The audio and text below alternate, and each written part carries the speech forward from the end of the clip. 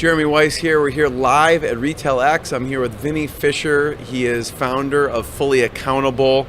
Vinnie, you look well rested after your RV trip. Thanks, Tell people buddy. what Fully Accountable does. Yeah, so Fully Accountable is a full outsourced accounting and finance solution. We do the work, we're the people for e-commerce and digital companies, retail brands that have most of their selling presence online. What are the big issues they come to you with? Yeah, so They just hand you a shoebox full of papers, I don't know what to do.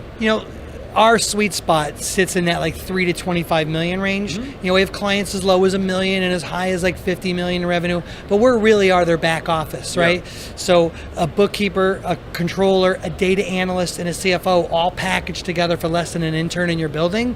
They come to us to be their entire back office, or whatever part of it, depending on the size of their organization. But sadly, in e-commerce, in the digital world, you have so many transactions and you're so busy. The thing that most of us, I want to let you know, I'm not an accountant, I'm not a data analyst, I'm not a CFO. I built this because I saw a massive hole in the space.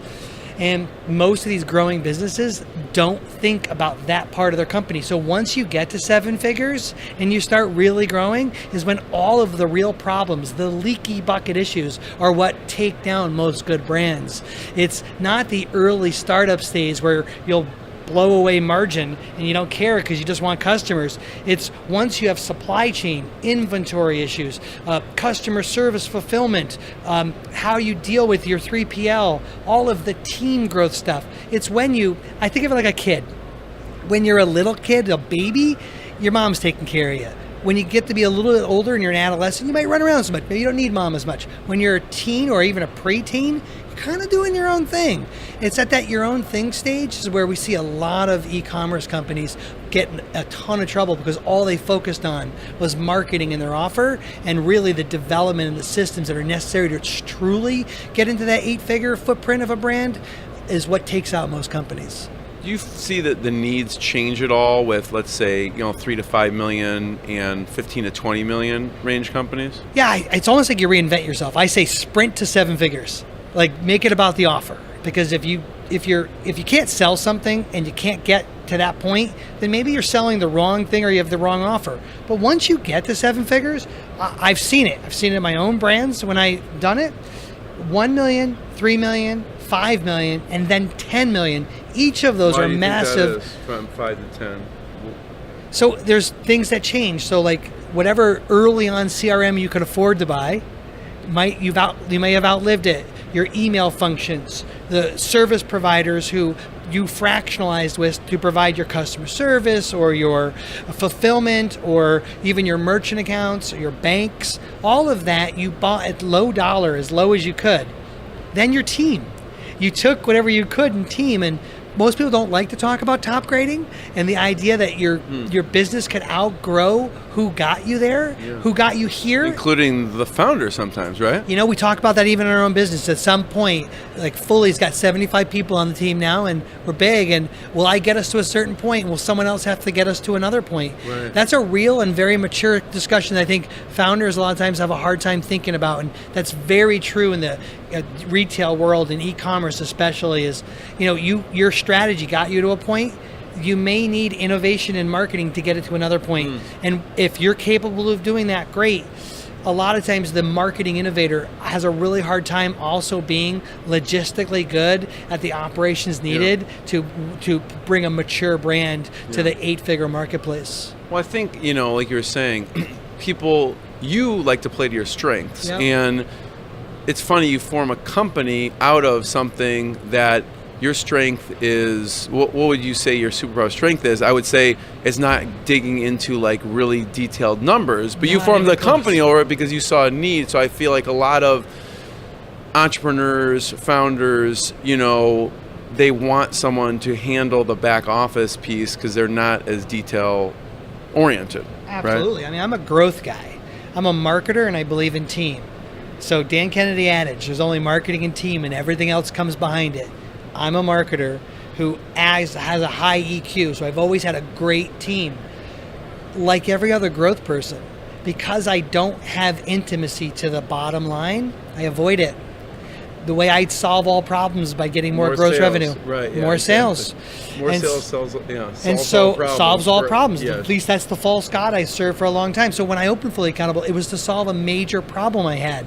It just became really a good offer to other people who wanted it. But I, by no means, am a numbers or analytic guy. Yeah. Thank goodness we have that. But what happens to guys like you and I is we're junkies for clients. We're junkies for growth. We're junkies for relationship. So what we don't want to do is see anything, especially if it even smells negative. We don't want to look at it. We'll avoid it. And then it requires a level of maturity where you got to be able to know what you're looking at. So it exposes some incompetence. So I don't want to look. I'd rather go do what I'm really good at, which is like affiliates and networking and marketing and writing sales copy and all the good things that go along with growing a company. So what happens over time, I get in a really bad habit of not paying attention to that part of my business. And all of a sudden it grows up. And you'll find our friends in that 7-figure environment who've never had the habit of paying attention to those things. And so how do you know if you're one of them? What's your profit margin? What's your cost of goods sold? What are your competitors acquiring the same exact customer at? Do you even know what your baselines? If you don't know these basic, what I consider indicators in your business, it's probably a sign that you have a problem like I have, that you're avoiding those things. Right. And that's really the push-pull, I'd say, of the maturing business owner, is to kind of wake up and like, you don't have to be good at it. You got to wake up and realize you need someone who is. So Vinnie, talk about an interesting client case story. You know, we've got some pretty notable ones, which is really cool. But I think of a couple brands. I think of my friends Craig Collins and Danette May, who are just these really cool people. They live in this environment. They have some great products. They live a very holistic health lifestyle. Well, before us, nothing changed on their products. They just didn't have a mature back office. And as soon as they did, they have quadrupled in size. Another friend of ours, like I talk about all the time, Ralph Burns. You know, Ralph and his agency lives in this whole world, all of his clients.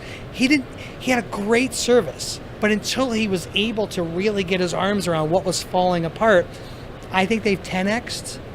And it's awesome. Just because why? They could focus on other things?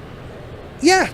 But once you know what's winning and what's losing, and you get good optics and advice on drop the losers and run the winners, it actually gets a lot more fun. When you can start marketing by math, and you're not guessing on just hoping and praying things work out, which I used to practice a theory of there's more money in the bank this month, we're good. Yeah. Which is a real dangerous way to run a high transaction business. That's a very visionary way of looking at things, yeah. Yeah. More money, big picture. And I'd say that when you're given information where you can make actionable decisions and you have data analyst type work being done, that's one. I say every CEO who does e-commerce or high transactions should have a data analyst right at their hip, because that is actually the problem solver. Yeah. Because they're offering the observations.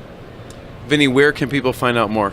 Where should they go? Just go to fullyaccountable.com. They can go to vinniefisher.com. We're very accessible. I'm very accessible. We care about this marketplace. RetailX gets it.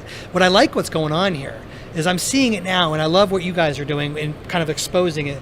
Retail brick and mortar has had a certain relationship for a long time when it comes to e-commerce and digital. I think they're seeing now that you can drive customers back into your store with a mature digital e-commerce presence.